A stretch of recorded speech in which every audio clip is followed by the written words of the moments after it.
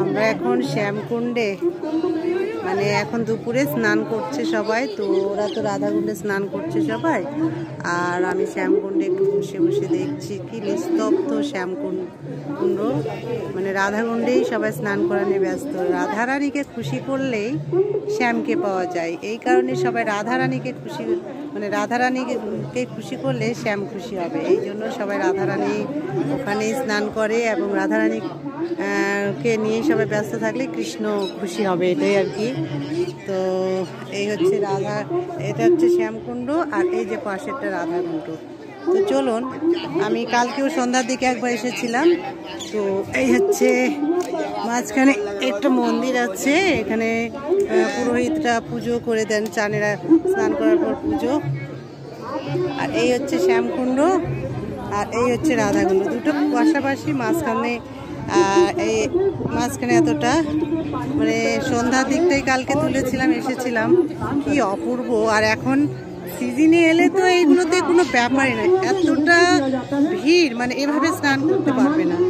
তো আমি এই কারণে আমরা সিজনে আসিনি, মানে যে কোনো সিজন যখন সিজনে আসলেই এতটাই ভিড়, এখানে লাখে লাখে লোকের এখানে সমাগম হয়। আর এইভাবে স্নান করা মানে প্রচুর লোক, খুব মানে সুন্দরভাবে। আর সব লোহার সেগুলো দিয়ে দিয়ে নামতে হবে স্নান করা। আমাদের সবাই স্নান করেছে, পুজো দিয়েছে, আবার পুজো হয়ে গেছে। তো আবার আসবো সন্ধ্যার দিকে, একবার আসবো এখানে। আমরা আজকে বার্সেনা সব ঘুরে আমরা রাধাকুণ্ডে এলাম স্নান করতে। শ্যামকুণ্ড নিস্তব্ধ, সুন্দর লাগছে দেখতে। আর এই হচ্ছে রাধাকুণ্ড। সন্ধ্যার দিকে আবার আসবো, আরতি দেখবো। কালকে এলাম তো আরতি শেষ হয়ে গেছে, সন্ধ্যার দিকে আরেকবার আসার চেষ্টা করবো। এই কিছু বলবি কিছু? ঠিক আছে।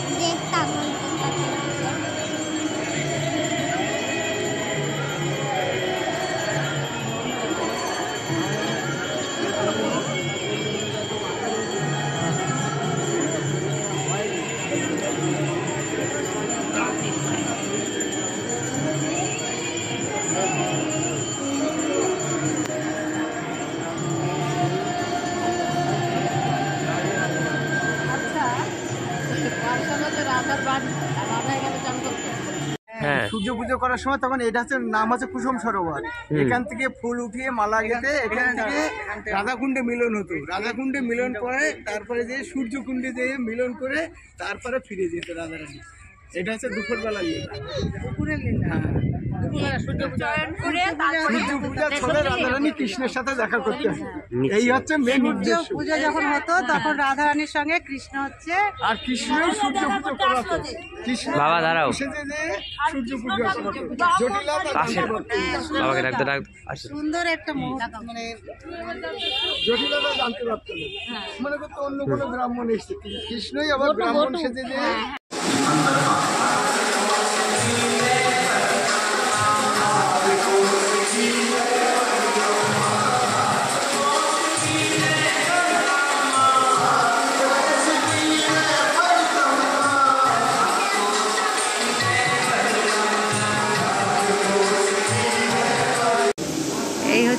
অক্ষয় পাত্র মন্দির। এটা নতুন তৈরি হচ্ছে, এখনো প্রায় 10 বছর কাজ চলবে এখানে। তো আমরা এসেছি এখানে, আমাদেরই একটা পরিচিত মানে আমাদের দেশেরই লোক এখানে চাকরি করে, উনি আমাদেরকে নিয়ে এসে পুরোটা দেখিয়েছে এটার কাজ এখনো এক অংশও হয়নি, এখনো মোটামুটি 10 থেকে 12 বছর হবে। 74 তলা, আর এতটাই সুন্দর লাগছে কি বলবো। আমরা যে তার পরিচয় যে আমরা এখানে এলাম, উনি আমাদেরকে পুরোটা ঘুরিয়ে ঘুরিয়ে দেখালেন এবং প্রসাদও এখানে খাওয়াবেন আমাদেরকে আজকে। তো এত ভালো লাগছে যে সব ওই দিকে সবাই ওগুলো আমাদেরই লোক। ওই যে সামনে আমার ছেলে কালো ড্রেস পরে, এতটাই ভালো লাগছে কি বলবো, অপূর্ব লাগছে। আর এই যে এখানে পুরো স্ট্রাকচারটা তৈরি আছে, এটা কবে হবে, আবার পরবর্তীতে আসতে পারবো কি না 74 তলা, তখন একবার চেষ্টা করব। রাধে রাধে, দেখতে থাকুন। এখন আমরা বৃন্দাবনে যাব, এখানে আমরা প্রসাদ ভোজন করে তারপরে বৃন্দাবন যাব। রাধে রাধে।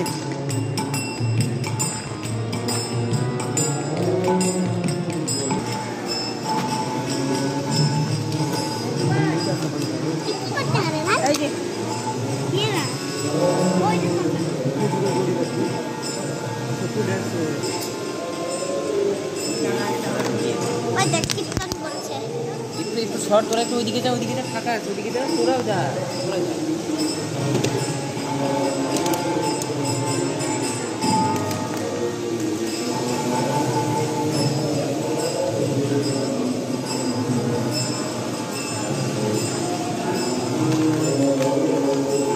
এগুলো সবই আমাদের লোক সব।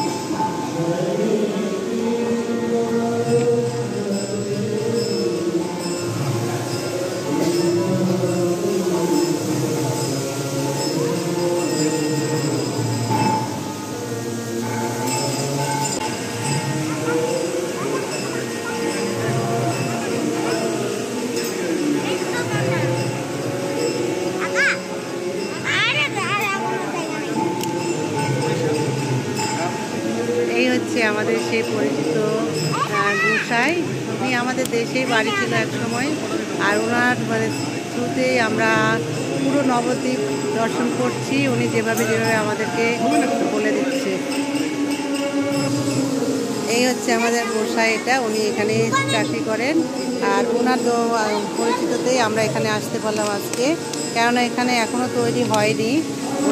এখানে উনি বেশ বড় পদে আছেন। হচ্ছে আমাদের সঙ্গে। হরে কৃষ্ণ। এটা হচ্ছে পৃথিবীর মধ্যে বৃহত্তম মন্দির, 74 তলা মন্দির। আর এই যে আমাদের গোসাই আমাদেরকে নিয়ে বললাম, গোসাই আমাদের পরিচিত, আমাদের দেশের বাড়ি ছিল। তো চলুন এখানে। কোথায় জুই, কোথায় নৈরিত? এই যে জুই। এগুলো সবই আমাদের সঙ্গে এগুলো।